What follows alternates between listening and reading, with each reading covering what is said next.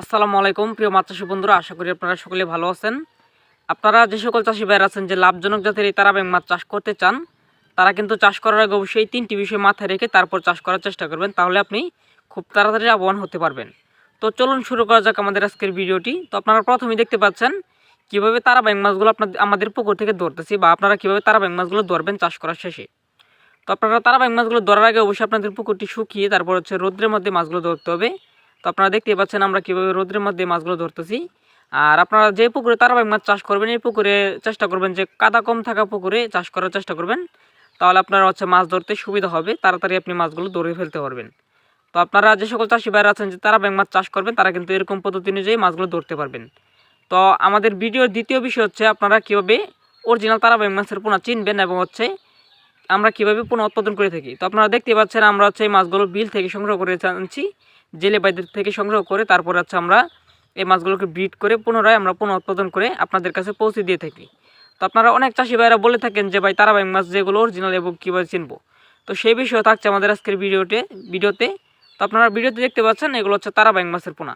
তো আপনারা যে তারাবাং মাছের পোনাগুলো দেখতে পাচ্ছেন এগুলো কিন্তু আমরা পিস হিসেবে বিক্রি করতেছি বর্তমান সময়ে।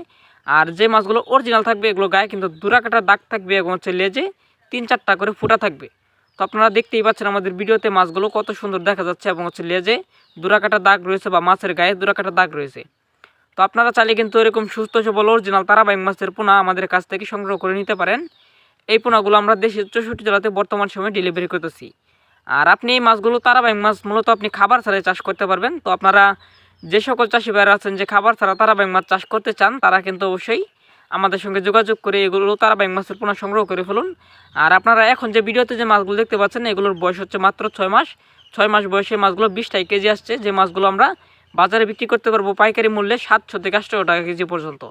যার কারণে আপনি এই মাছটা চাষে খুব তাড়াতাড়ি লাভবান হতে পারতেছেন। তাই আপনারা চাইলে কিন্তু অবশ্যই তারাবাং মাছের পোনা আমাদের কাছ থেকে নিয়ে চাষ করতে পারেন। আপনি এই মাছগুলো যদি 6 থেকে 7 মাস পালন করেন তাহলে সর্বোচ্চ 15টা থেকে 20টা কেজি হবে, যার কারণে আপনি বাজারে বিক্রি করতে পারবেন 700 থেকে 800 টাকা কেজি পর্যন্ত বাজারে বিক্রি করতে পারবেন। এই মাছগুলো আপনি বাজারে উচ্চ মূল্যে তারাবাং মাছ বিক্রি করতে পারবেন। তাই আপনি অবশ্যই তারাবাং মাছ চাষ করুন এবং হচ্ছে নিজের লাভ নিজে বুঝে নিন। তো আপনারা যারা তারাবাং মাছ চাষ করতে চান চাষি ভাইরা, তারা কিন্তু অবশ্যই আমাদের সঙ্গে যোগাযোগ করবেন।